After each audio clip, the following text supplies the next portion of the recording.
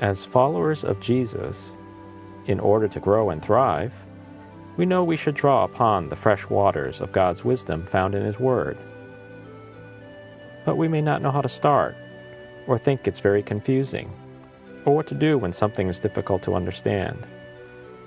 The Thematic Bible Conference aims to provide practical guidance so that you too can discover the meaning of what God has revealed in His Word. Come and join us for today's lesson.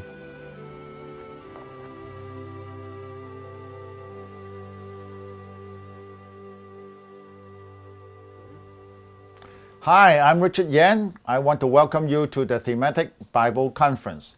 We are a group of dedicated Christians who want to understand and who want to follow God on what He has said exactly through His Word. And we would like other people to do the same in understanding what God has said and in obeying God. We meet face-to-face and we meet online, and that's why we call ourselves the conference. Today I want to talk about group dynamics and how we can use group dynamics not just to enhance discussions, but through the discussions find out what God has said. That's why the topic is called How to Use Group Dynamics to Enhance Objectivity. Objectivity is when you have different people looking at the same data, which is the Bible, the verses in the Bible, the words in the Bible, and arrive at the same conclusion. You can do that much better when you have a group than if you have only one person, yourself. So having group dynamics is actually very, very important to help the leader understand and confirm of his own discovery about the Word of God. Now, to do this right, we have to understand the procedures. First, we do our own study. It's a private study. The leader will select a passage that he would like to understand. And the way he would do it is to go through the procedure that we have outlined in another session. First, you have to observe, which is what the Word of God, what the passage has said. What exactly did the author say? Secondly, you would interpret what is the intention of the author. Then you would apply. You do not reverse the situation. You do not want to apply and think of, well, how can we feel good today? What is the benefit for me by reading the Bible? You start with looking at exactly what the Bible has said. Now, of course, we have our own prejudices and we have our own misunderstandings and we have our own biases. So a lot of times when you go through that, even that is not enough to help you override those things because by definition, you don't even know that you have those misconceived ideas. So the way to do it is, first of all, prepare a set of questions. You do this during your private study. You just write down a number of questions. You start with observational questions. In other words, questions that will have answers that are written in the Bible. So it's not asking the student for his opinion. It's not asking for people to look at the commentaries to find out what other people say about the Bible. It's exactly what did the Bible say. After you have done that, you want to make sure that the question set would contain a number of open and closed questions. It's important to have open and closed questions because they serve two different purposes. Open questions are questions that would promote discussion. They involve asking who, when, how, where, why, what. The other set of questions with closed questions, they are very useful to control the discussion when the group is going haywire, talking about all kinds of unrelated topics. Closed questions are questions that can be answered by yes and no. Should we pay more attention to the Bible? What did Jesus say exactly here? What is the first word in the second verse of this chapter? Well, actually, those are open questions. Those are open questions to promote discussion. Closed question would be, should we go back to the Bible now? Is it time to go home? those are closed questions for you to control the study. So during the designer question set, you have a natural flow of open and closed questions. Those are done during your private study. Again, these would contain biases that you already have, and you will not know unless you do the second step. The second step is to conduct the group study. A group can be a single person other than yourself, with two people in the group. That other single person you recruit could be a child, could be your grandparents, could be your grandparent or a coworker. And you will use the questions that you have designed during the question set to raise these questions to help them to observe, to interpret, and then to apply. You may be surprised that the take-home lesson for your friend or your member will be different from your own take-home lesson simply because you're different people. So there will be one observation, there will be one interpretation, but several applications. Many observations leading to one interpretation as to what the author intends to say, but many applications depending on the person reading that message. Now, how do you use group dynamics? When you ask a question, if the question is biased, or if you want to make a statement and it's not in the Bible, your friend or your member or the other party in the group will say, I don't get that. You get this answer only when you use group dynamics properly. In other words, if you try to preach, try to lecture the other person, the person will just agree with you every time. There's no group dynamics. It's just a lecture. And you will not be able to correct your own mistakes. So by all means, be open-minded and use group dynamics properly. Let's remind ourselves again some of the fundamental steps of a proper Bible study. You start with observation, and that is as simple as saying exactly what did the author say. Then through what he has said, what did the author mean to say? What was his intention? And only after that, you try to apply. Is there anything similar to us today? And so what would be the message for us or for me today? Now, again, if you do not have a group to work with you, you can dwell in your own mistakes for years and would not know that the Bible is not talking about what you think it's talking about. So use group dynamics properly and you will benefit from that. Before you get carried away by all the other fancy questions that you want to ask so that you increase the participation, you have the fun with the discussion, it is well to remember that it is important to ask the questions according to the text. Develop the questions according to the flow of the text. And these will be standard questions to consider.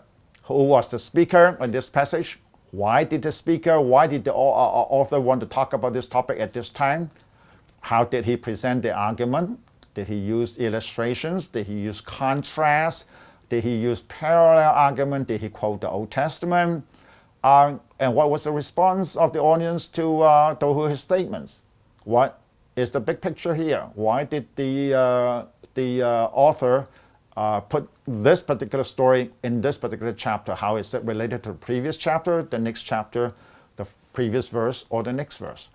When did these events take place? Or as simple as what is the setting of the passage? Now these are questions about the text.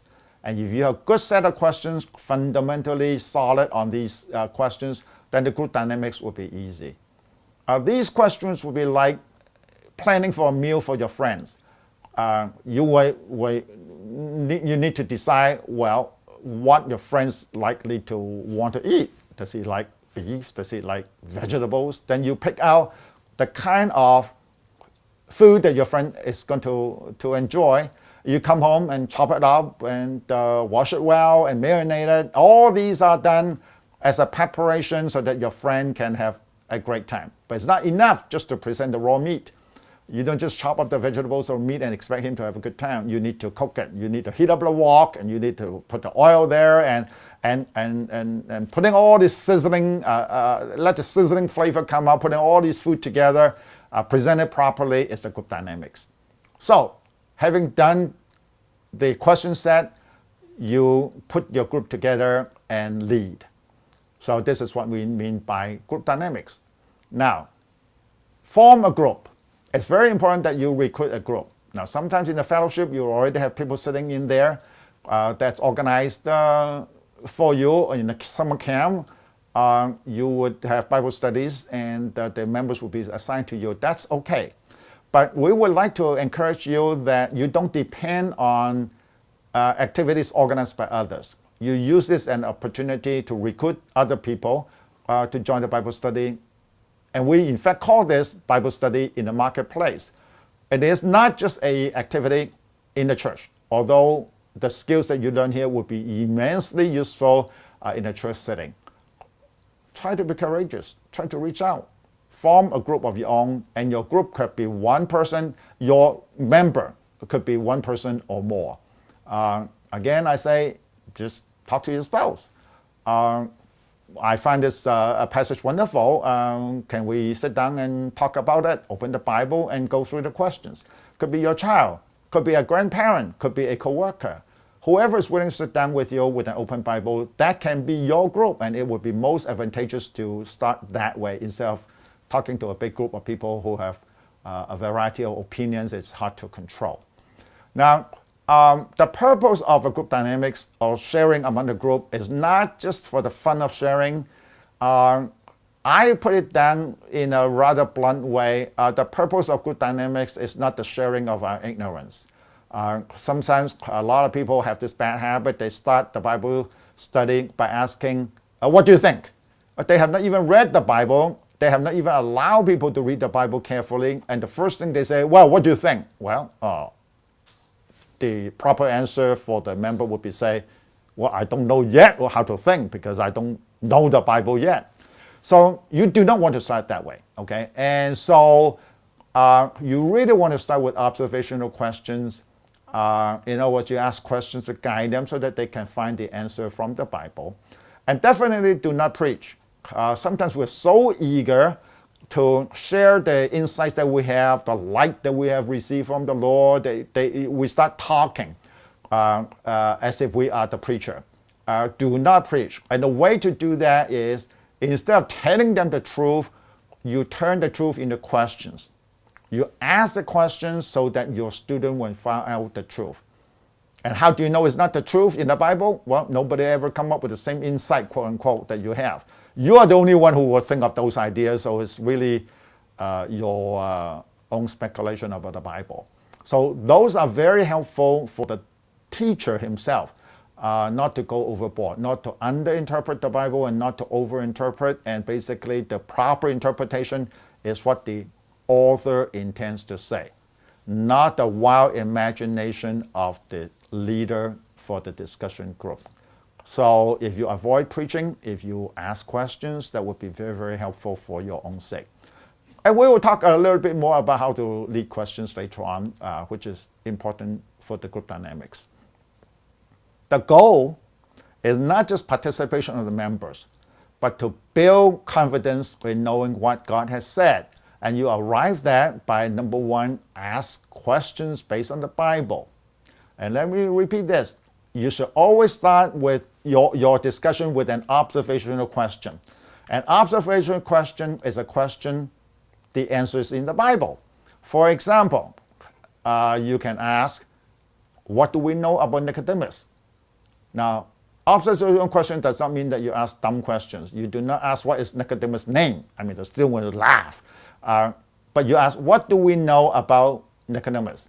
Or from this chapter in John chapter 3, what did John the author tell us about Nicodemus? Well, he is a Jew. He is a Pharisee. He is a teacher among them, and he is politically active, and he is influential. These are questions in the Bible, and they're very useful material. Do not assume the question the students will know the answers. Ask anyway, and look at your students, and the good ones will give you the answers. So your job is to make sure you do not just promote participation by getting everybody to say whatever they think unrelated to the Bible. You want to balance the participation of the group with guidance to the group so that they can understand the Bible and appreciate the Bible more. Sometimes some students will come up with good answers. Some of them do not come up with that good an answer. But there are ways to control that. And the way to control the discussion and to make it meaningful is to be well prepared for that. And here are some steps that you need to do before you even start the discussion. A lot of time people do not pay attention to these steps, and as a result, they cannot have fruitful discussions. Number one, find a location with minimum distractions. I know that sometimes in a summer camp, people would like to go outdoors because they feel that that's a wonderful, relaxing environment. The birds are singing and the grasshoppers are hopping. And hey, those are precisely the reasons why you should not go outside, because the job at hand is to study the Bible and not just to enjoy the scenery around it. And certainly, when you have a group together, I would like to suggest that you sit in a circle. If there's a big table in front of you, remove it. Why? Because when people have a table in front of us, they tend to put things on it, they write on it, and they don't look at each other.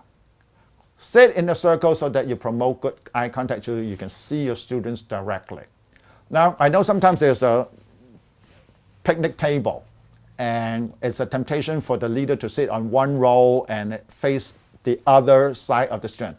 Well, the student on the same row with the teacher can fall asleep, and teacher would not know that. So you're missing eye contact with half of your students, and that's certainly not a good start.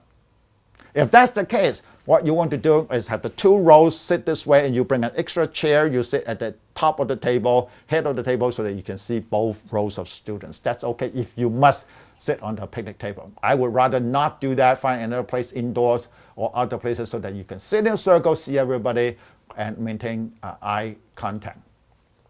Now, as to where you should sit in the room, I would strongly suggest that the leader would sit facing the entrance. That is really a position of control, of power, of authority.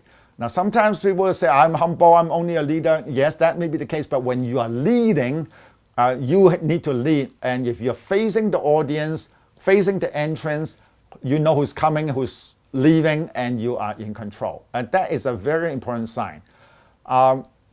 Now, I know that some of the students are very enthusiastic and they have all kinds of ideas to contribute. They love to talk, just to talk.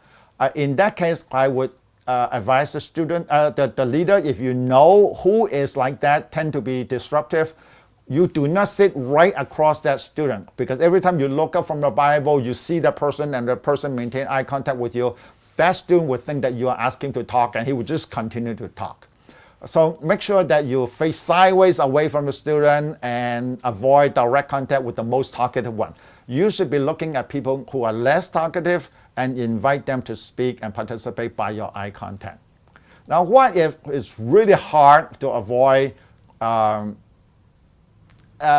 looking at this disruptive student? Well, the one technique I have done is, if you already know the student is a little bit talkative, have a helper or even two helpers sitting next to the disruptive student, so that if they start talking a lot, have somebody just put their hands and say, we heard what you said, and maybe somebody else can have an opinion or a comment. And at that point, the leader will say, yeah, John, over here, we haven't heard from you at all during this whole discussion. What do you think of this passage here? What do you think is the major idea that the author is trying to present here? So have a question directed at the more quiet student, so that the disruptive student, who is really distracting and misleading everybody else, leading us to a wrong direction, would learn to be a little bit more cooperative. Now, those are just some of the things that you do before you even start a discussion. In a summer camp or situation where you do not know every student, and certainly sometimes I tend to forget their names, I mean, it's very embarrassing. This is one technique I use. You say, well, welcome to the summer camp. This is a time for us to study the Bible, and I would like every one of us to share with each other, since not everybody know everybody. Tell us your name and where you go to school. That way, I would have an opportunity to do the following. I will get from the Bible my own little marker pen, and as the person is going through, I am Arthur, and I go to school in USC. I will write down the name, and the second person is Betty. Oh, Betty, where do you go to school? Oh, very good. And the third one is Charlie, and so I would do that in a circle. And after they're done, I have a piece of paper in my Bible, in front of my Bible there, that I would know their names, and I do not keep saying, hey, you there. They have a name. So I say, oh, Betty, don't you have any comments to say about Charlie's answer, or what do you think of Charlie's opinion? Do not call the names right away, because when you call right away, start a discussion with calling the name. Oh, Charlie, what do you think? Charlie will say, why are you picking on me? And so the next person will be waiting for you to call the names before they would answer your questions. So definitely do not call names right away, but at a certain time during the middle of the discussion, look at the quiet ones and then call their names. So the leader would have control where he sits. The leader would start by asking the name of the students, and then you may lead in a prayer, or you can ask a mature Christian to lead in the prayer. Definitely after the prayer, tell everybody, or before the prayer, tell everybody what passage that you are going to study. It's very important to allow every person to read his Bible quietly on his own.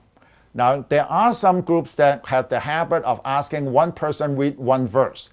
I do not favor that. I really do not want people to do that, because you know, when the first person reading the first verse, the second person is so anxious that he's not listening to what the first person is reading. And the third person would have a Chinese Bible. The fourth person would read in the verse that nobody has, a version that nobody shares the same version with. And so you have nothing but disruption. You end up not knowing what the Bible has said. I would say, everybody, you have your own Bible. I would like you to read it quietly yourself. And when you're done, just look at me so that I know you're finished. Provide enough time for everybody to finish. I always allow the slowest person to finish before I lead the study, out of respect for the Bible. The leader must be very careful not to say the following: oh, well, we don't have enough time. Let's stop reading the Bible now and let's start our discussion. It's really very rude to the Bible and the author and the Lord who has revealed himself to us through the Bible. Spend all the time you need to read the Bible. There are some people who are faster, some people are slower. Let everybody finish.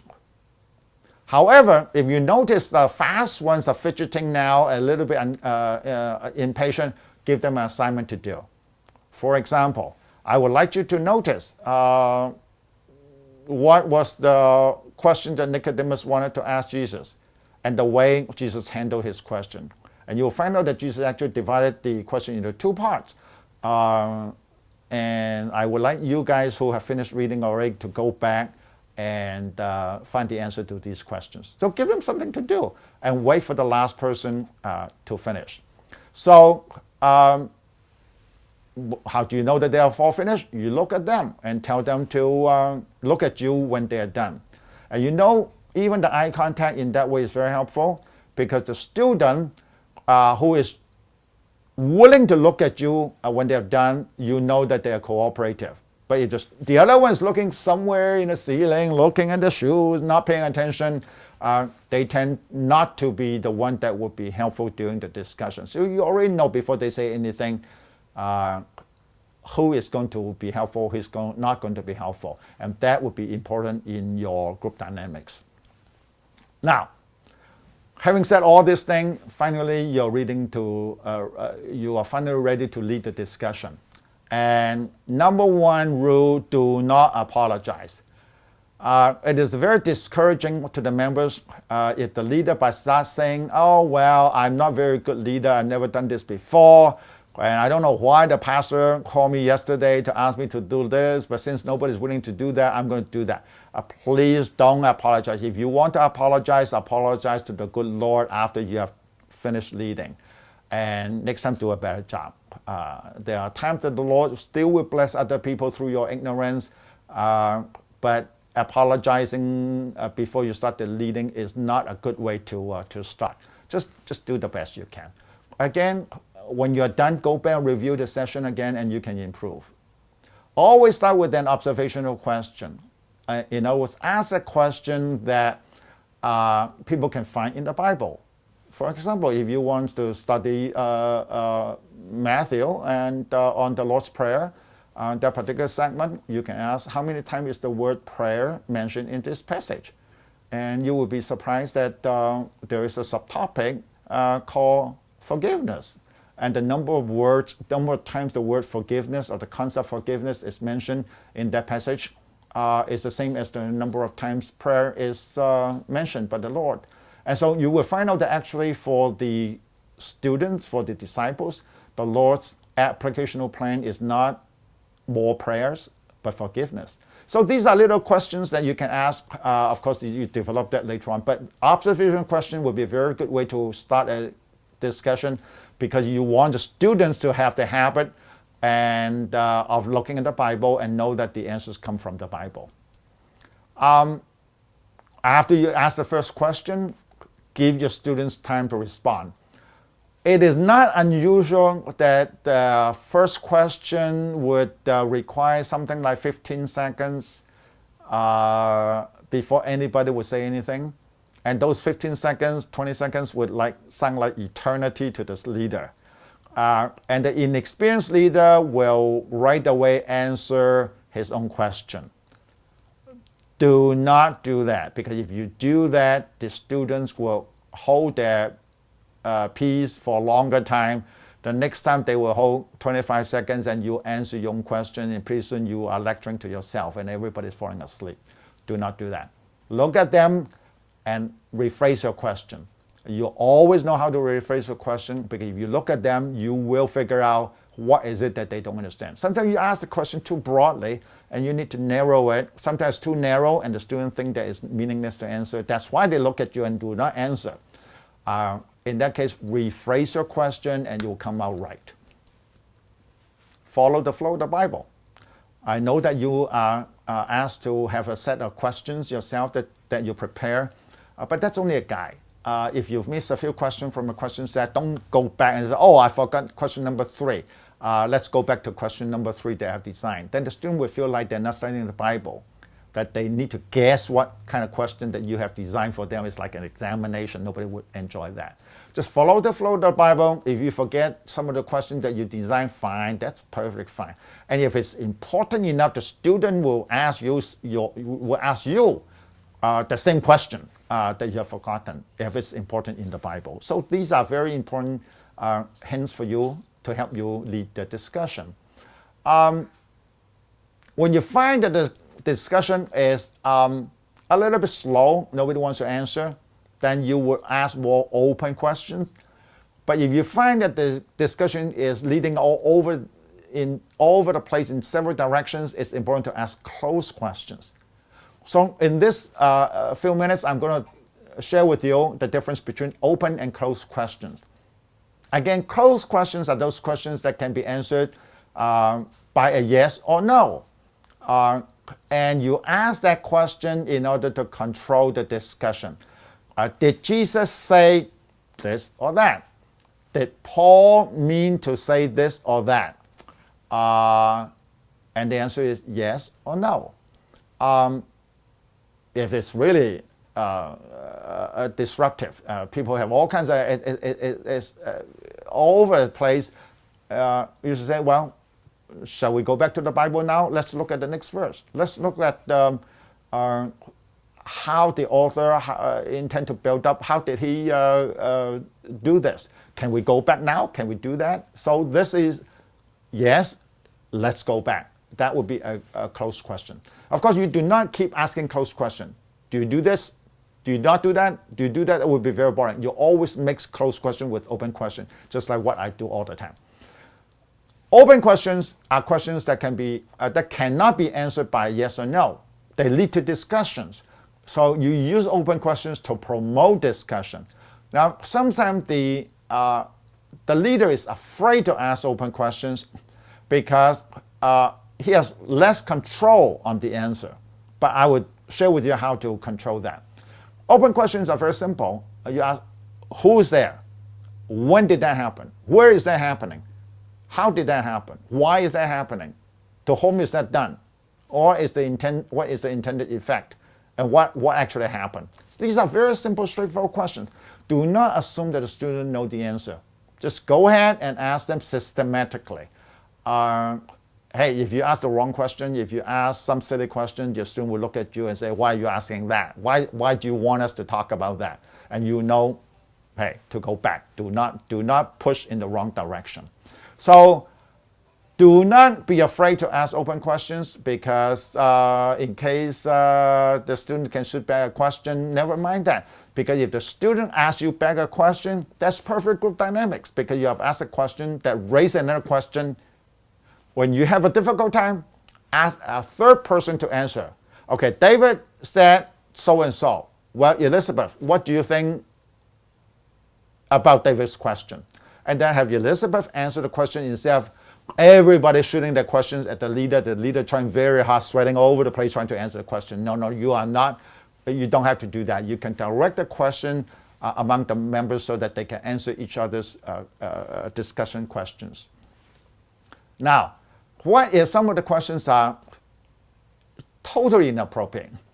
Now, I'm trying to be politically correct and say they're totally incorrect. In Bible studies, there are right questions and there are wrong questions. Okay, otherwise there's no need to for Paul to write his epistles, and there's no need to for John or Jesus sending the book of Revelation to the churches, because obviously some people are having the wrong answers and even preaching about the wrong answers. So the whole idea is, yes, you can be polite about it, but there are some questions that are better than others. There are some questions that are really wrong. What do you do when it's really wrong? Well, if the student's answer is obviously not based on the Bible, the leader does not have to say, oh, no, it's terrible, it's wrong. You don't have to say that. You just repeat the question to another student, to the next one. And pretty soon the student will figure out, okay, maybe that's not acceptable. And it's also very important that you don't always say somebody's wrong, because then nobody will say anything anymore. Because there are occasional situations where it's the leader who is wrong. Now, I know it's very embarrassing. You're not supposed to be wrong, but hey, we're human beings. We are all capable of making mistakes. And group dynamics is really a way for people to figure out who is getting a better answer. Let me tell you and share with you my experience.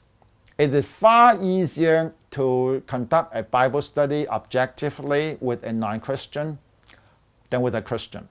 Because the non-Christian have no bias, have not heard any other sermons or wrong ideas. He just reads the Bible and look at the Bible and say, no, I don't understand why you are saying that. That cannot be possibly what Jesus is saying over here, or what Paul is trying to argue about.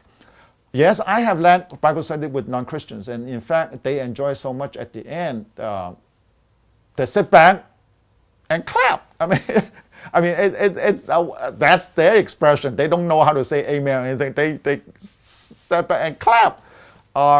They enjoy the Bible study so much, and that's very, very exciting, very, very encouraging. So don't be afraid. If you have opinions that are wrong, you stand corrected. So fine, move on. Now, when there are multiple wrong answers, handle the most ridiculous one first. Okay, you don't want to spend all the time answering the wrong one, trying to correct them, because then there's no fun and nobody wants to say anything. You just ignore the most ridiculous one and move in the direction of the correct one. So if there are 3 answers, ignore the worst one. Ask the most correct one to explain why he thinks that's the correct answer, and then pretty soon everybody will agree. Because if people have an open Bible, they ought to be able to figure out what the author is trying to say, and therefore we're not here sharing our ignorance, our own opinions. We are sharing our opinion as to what the author in the Bible is saying. Now, after you have figured out what the author has said, you can disagree. You can agree or disagree. Non-Christians sometimes say, well, I disagree. Well, okay, but do you understand what the author is saying? Yes, I understood what the author said. Can you tell me what the author said? The author said Jesus is the Christ. Jesus is the Messiah. I do not agree. Well, then it's a totally different thing. You have read the Bible, you studied the Bible. It's just that you do not agree with the conclusion that should be arrived at from the Bible. Well, maybe tomorrow you agree, maybe some other day you agree, but at least you know what the Bible is saying. And the importance of group dynamics is to find out what the Bible has said. Then our reaction to the Bible is a secondary thing. People are free to agree or not agree. And if you agree, doesn't mean you're right. If you do not agree, doesn't mean you're always wrong. It's that sometimes people have different opinion. But in Bible study, there are right answers and wrong answers as to what the Bible has said. Now, when we look at this, one way when we are having a hard time trying to decide what's going on is to always ask the question, where do you find that in the Bible? Can you tell us why you say that? And after a while, you can look at the students, and those who have not said anything during the discussion, you can call them by name. The goal is to make sure that everybody in the group has a chance to say something and make a comment. If not on the Bible, a comment on other people have said. Sometimes they say, well, I don't know enough to say anything, but thank you for sharing that with us. At least that is something that the person can say. And your purpose is to enhance objectivity. Again, the discussion is not just to get participation in an aimless way. The purpose is to find out whether the group together with the group effort will find out what the author intended to say in the Bible. Objectivity is everybody, even though we're different, we look at the same data, which is the Bible, and we come out the same conclusion. This is what the Bible is trying to tell us. You as a single person may not even know how you've gone wrong, or whether you're right or wrong, or how right, but a group will be able to arrive at that. And that's exactly what the Bible intends for us to do. So, you need to use your group dynamics properly. And one way to do that is to use the questions that you have to direct focus on the Bible. Now, the leader has already spent hours studying the passage, so he is supposed to know better than the students what is the focus of the particular passage or the intention of the author. And so when he designed the questions, it will shorten the amount of time the student needs to figure out. And so that is education, that is progress. Now, the students, however, do not know exactly what the leader wants to ask sometimes if the question is too broad. So the leader needs to know that the student respond to the tone of the question. Now, if the leader is objective, he will phrase question in an objective way. An objective leader will ask, for example, how many groups of people can we see in Matthew chapter 2? Or he can use the word observe, so that it's more technical. Then people say, oh, well, actually, we find 3 groups. The Magi, who are well-intentioned. Harold, who is very skeptical and really unhappy about the news. He's not sure how to respond to that yet. He has this murderous intention. And there's a 3rd group, the children who end up being slaughtered. And amazingly, so when you find that, that in chapter 2, it's not just about Magi coming here to worship and everybody having a great time. The whole world rejoices. It's not Christmas time. Definitely it's not Christmas time, because by that time Jesus is already 2 years old. Or around below 2 years old, from the time the Magi start coming to find out where he is. Where is he born, the King of the Jews? So these are questions that start as an observational questions and will make the study a little bit more objective if the question is phrased properly. If the leader doesn't know what he's doing, he's tending to say, well, what do you think? What do you think is important in this passage? How do you want to apply this? What is the most important thing to you? Right away, it gives an uncertainty. So it's very important to phrase the question so that it has the right tone. You may not be able to do it the first time, but after a while, you will by practice. There's no replacement for practice. After you've done it a number of times, you can go back and basically correct your question set over again. The first time you may have a question set of only 10 questions. The second time, I'm sure you will have 20. And by the third time, leading the same passage over different groups, you will have more questions organized in a more systematic way. And the questions will flow. The key is the following. Do not preach to the group your own insights. Do not say, I found the truth, you have not, and let me tell you this. Because if that's the case, the group will fall asleep. Your job is to convert your own insights, your enlightenment, your own statement into questions. And it's very easy to do. And let me tell you this. There are two ways to ask a question. Have a statement. Okay, it could be a biblical statement. It could be a very simple statement. Let me give you an example. I ate 3 eggs for breakfast this morning. If you want to convert it into a closed question, it's very simple. You turn it around. Did I eat 3 eggs this morning? Yes, I ate 3 eggs for breakfast this morning. So that's very easy because it basically repeats the whole thing. But as I said, closed questions are kind of boring. It's not leading to discoveries. So if you want to turn it to open questions, this is what you want to do. You can focus on the person. Instead of looking at everything the same, I ate 3 eggs for breakfast this morning, you say, who ate 3 eggs this morning? I ate 3 eggs this morning. Or you can focus on the content. What did you eat for breakfast this morning? Oh, I ate 3 eggs. That's the focus. Or if you, as a leader, want the members to notice on the number, how profound it is, how many eggs that person actually ate, then the question would be, how many eggs did you eat for breakfast? And finally, if you want to focus on the time, when was the last time you ate any eggs? I ate 3 eggs for breakfast this morning. So even a simple question like I ate 3, even a simple statement is certainly not the truth, but just a statement, I ate 3 eggs for breakfast this morning, can be turned around into a variety of questions. And it's the duty of the leader, it is the honor and the privilege of the leader to help the students focus so that they bring to light the important truth. And the emphasis should be consistent with what the author is trying to say. And in this particular sentence, you will notice, according to most Americans, the funny part would be the 3 eggs. Oh, who is this crazy guy that would want to eat 3 eggs for breakfast this morning? And of course, the follow-up question, obviously, to everybody who is health conscious is, what is his cholesterol level? Now, that, of course, is speculative because it's not in the Bible, but that's an obvious application question. Who would be doing that? And why would he want to do that? Should we be doing that?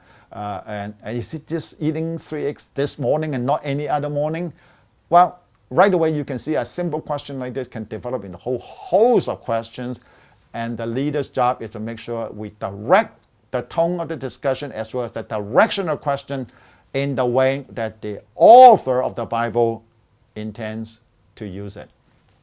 So, here's the final conclusion about the benefit of using group dynamics. Number 1, a proper group dynamics will make everybody understand and appreciate the Word of God far better. It's not enough when you entertain your guests to just chop up the vegetable and raw meat. You need to heat up the wok, you need to cook it in such a way, and you'll find out that they finish eating the whole thing in 5 minutes.